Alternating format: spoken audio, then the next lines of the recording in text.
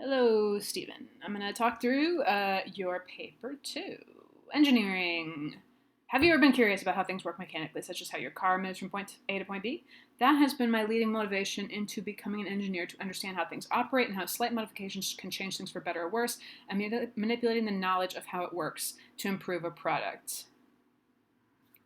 Bam. This has been my leading motivation to understand how things operate, how slight modifications, and manipulating the knowledge. Everything in there is good stuff, but it's so long that I really kind of got lost in it. To understand modifications, to understand changing them, to understand manipulating the knowledge in order to improve a product. Like, that's a lot of ideas to put in one sentence. I think you could split that up. I had a phone interview with someone who was working on the FIKU team. FI. It doesn't matter. 2 years ago, who ended up becoming an engineer at Burns & McDonnell, which is a huge engineering company based in KC. Let's go ahead and write up Kansas City to be formal. I interviewed Dan Smith about his time at KU, what knowledge he gained about working with manufacturers for the F1 team's car. Oh, how what he learned applies to working for Burns and Mac.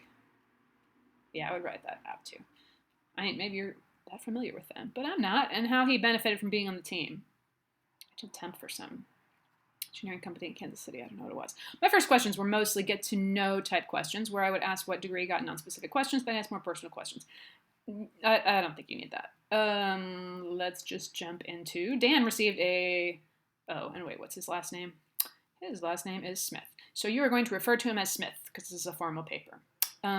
Smith received a bachelor's degree in mechanical engineering with a minor in electrical engineering. I think that's exactly what at least two of my uncles have, which, as he states, set me up perfectly to land a job at most engineering companies. These massive competitive engineering companies aren't just looking for a degree anymore. They want something more, something you found passion in and utilized your knowledge to stand out. You need to spice up the resume any way you can, Dan Smith told me. And he was passionate about learning how things work, especially cars, which is one of the benefits. Once you join the F1 team, you automatically stand out. He says they're not looking for a degree, they're looking for something you have passion in. They want passion and utilized your knowledge to stand out. I don't know, I just feel like it was kind of awkward for me to read. I don't know, you can think about smoothing that out maybe. Let's move on. Dan told me and was passionate. He was passionate about learning how things worked, especially cars, which is one benefit. Once you join the F1 team, you automatically stand out. He later said that being on the team helped him not only land the job, but help him to. You want to say it not only helped him, but it also helped him with an ed there. Him stand out from his peers that were not as prepared as he was when he walked in. And I'm like, tell me more, but then you're about to, so. Meaning he had been in real world environments at KU already, talking to manufacturers, sending CAD drawings to them so they could build what was needed for the car. I asked him about his day-to-day job. He seemed surprisingly excited when he was talking about it, which leads me to believe he really enjoys his job. I then asked if he had one do-over, one regret, what would it be in his college or professional career? He answered with a long pause and then stated, balancing excellence in school with having fun. College is your last time to really do what you want to do. To really do what you want when you want to. When you get to the real world, it's different. It is. You need an apostrophe in your it's there.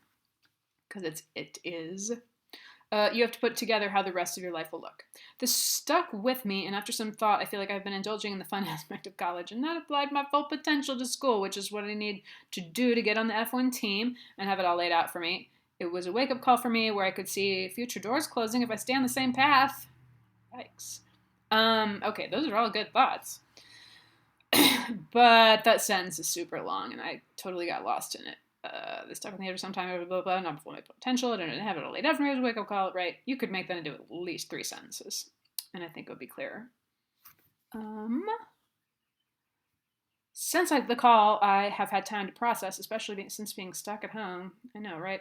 What I really enjoyed doing. You've had time to process what you really enjoy doing, fixing problems, tinkering, improving, and designing. From what I've learned, I need to find out not only what I'm passionate about.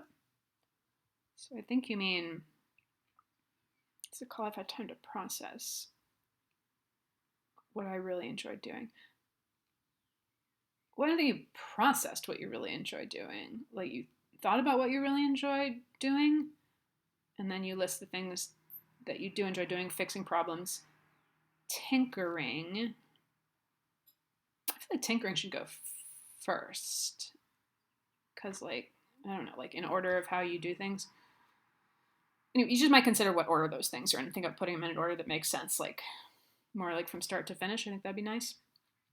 From what I've learned, I need to find out not only what I'm passionate about, but okay, what you're missing there is I need to find not only what I'm passionate about, but also,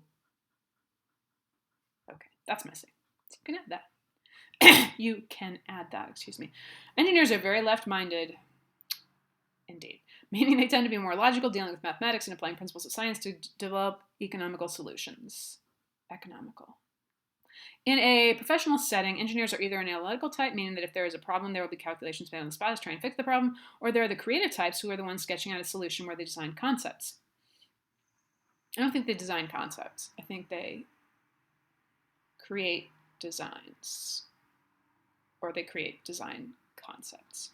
Anyway, or you will find a mixture of both, where the good engineers are found, but they are both proficient at creating and then evaluating, then revising. Wait. Or you'll find a mixture, the proficient at creating and evaluating and then revising. I might just say, or you will find a mixture of both, period. And when you start to explain to me what the mixture is, I'm starting to get confused. These are the ones who would say, if it ain't broke, don't fix it, just build a better one. You mean the ones who are part one thing and part the other thing? Or someone else? They see the practical purposes in everything and are very good at paying attention to tiny details. One wrong decimal point could cost millions for the company. Yep. All of these are good qualities, except when always trying to be the most efficient, this can mean the engineers also jump to conclusions. Whoa. What? So what are good qualities? And how does being efficient make you jump to conclusions? Maybe if you had an example of that. They are also the people that make the world work, not just designing like architecture. No, they suck. But making sure the product is safe, efficient, cost-effective, and most importantly, solves the problem. Nice. They're always looking for criteria and requirements that way that they can fulfill the requirements with one correct answer that is superior to the alternative answers. They're always looking for requirements and the way they can fulfill the requirements with one answer. I feel like they're always looking for problems, not for criteria. Yeah, that confuses me a little. Requirements are the guide rails to a correct solution. Therefore, engineers struggle with English. If there isn't a clear-cut solution or answer, engineers become restless because they're so used to providing the correct answer. As I may have mentioned, I don't know, like 6 uncles or something who are engineers. Oh, maybe only 4, but yeah, we definitely think differently. They are nerds in the traditional sense. No, they love technology and tend to be curious about it, which derives passion. They're nerds in the traditional sense. They love technology and tend to be curious about it. I love that. You don't need that last part. That last part, I'm like, huh? Just the first part, I love. They have a mindset desire. Just pick one. You don't need both. Either one would be fine. They have I think desire would be better though. They have a desire to make the world a better place through hard, tangible, and measurable ways. Yes, right. These are the kinds of ways you're describing the field. Hard, tangible, measurable. Yep. With a solution to the problem, and the feeling of success afterwards is what drives them. Yeah, you're also coming to this idea about problem solving, right? How much of engineering is problem solving? And not just like in a vacuum, not nearly as much in a vacuum being like, what if we could design a place to live in space? Or, that it, for the most part, is very focused on the real world and real things that can happen, be made to happen. This paragraph's getting a little long now. Okay. Therefore, an average engineers value their work and find happiness in what they're doing. They do? I mean, maybe, but you don't need to say that. And you don't need to look it up. although you could look it up and see what percentage of engineers are happy with their work. To engineers, not having a set correct answer is useless and therefore uninteresting. So liberal arts can vary all very fast because it's based on the subjective opinion of an authority. Ooh, burn.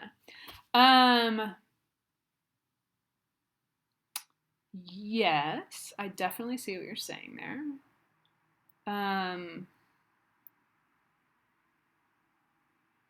So the part that engineers, I feel like maybe what you're saying is the part that engineers want to leave to other people, though, is you've really talked about how they are just practical. So perhaps some of these other jobs, like evaluating the aesthetics of something, is that a pretty thing? Is it an ugly thing? And deciding about the ethics, with engineering being very focused on, no insult to them at all, but engineering being very focused on how can we do this, and not being focused on should we do this? Is this a good idea? And also, I think a little bit more what you might be getting at with liberal arts and subjective opinion, maybe some ethical stuff. Not having a set correct answer is uninteresting. I mean, yes, but also no. Like, my grandfather was also an engineer, and I think he was very interested in situations where there wasn't a set correct answer, because he knew there were several ways he could, like, work toward that, and experiment with them. But yeah, I'm really interested in your idea about the subjective opinion of an authority. Because to me, and I mean, I love that you're bringing all this up, but to me, I would feel like in the hard kind of pure sciences, that's where you fall under the opinion of an authority a lot. And, someone else is just saying, like, this is what we're going to do. Don't ask me if it's the right thing to do or a good thing to do. Just find how to do it. Anyway, very interesting little section there. Okay, money is fun, but studying it for a profession seems hollow and eventually boring. Well, I definitely agree with you there. Hard sciences are great, but they never really apply the knowledge to anything. They wrote a report and life is good, is anticlimactic, along with mathematics. Engineers utilize the information the hard sciences teach you to then solve a greater problem, and the feeling of success afterwards is why engineers love what they do. You could even say that's why you are super into it. You don't even have to say that engineers, but anyway. I've looked at various types of project plans, waterfall, Gantt charts, and smart sheets, all of which are similar ways to plan a project that you start on day X and list out what all needs to be accomplished, how long it will roughly take, and a deadline on day Y for the project to be in use. It seems there are different systems in all these plans that are color-coded to see what stage the project is under, such as planning, execution, monitoring, closing stages. On the far right of the list of what needs to get done, there is a lateral calendar moving across different dates for when things should be done. There are bars representing each thing that needs to be accomplished over the dates where the planning stage is first, and XYZ.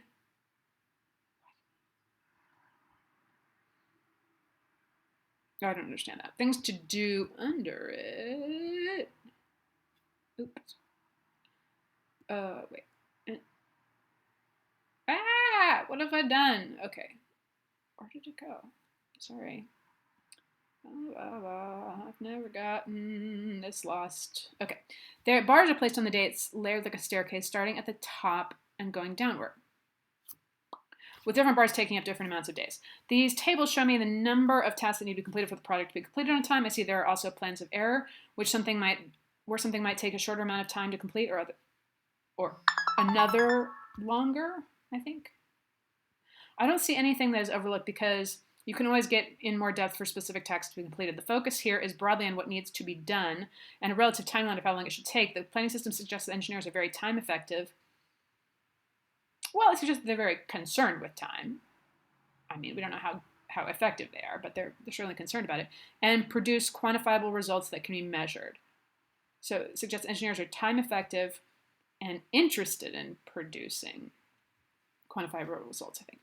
This shows me that almost everything can be measured and can be improved for higher efficiency, which tells me that engineers look at facts and make logical decisions based on those facts. Engineering values efficiency and nothing more. If something can be improved to be more efficient, then that is what will be done. This gives me the impression that engineers see the world as a place that is imperfect, which is why they have a desire to make it better. Oh, I love that. You're quite philosophical. A weighted decision matrix is a basis for deciding on anything. It's a numerical point system. I'm running out of time!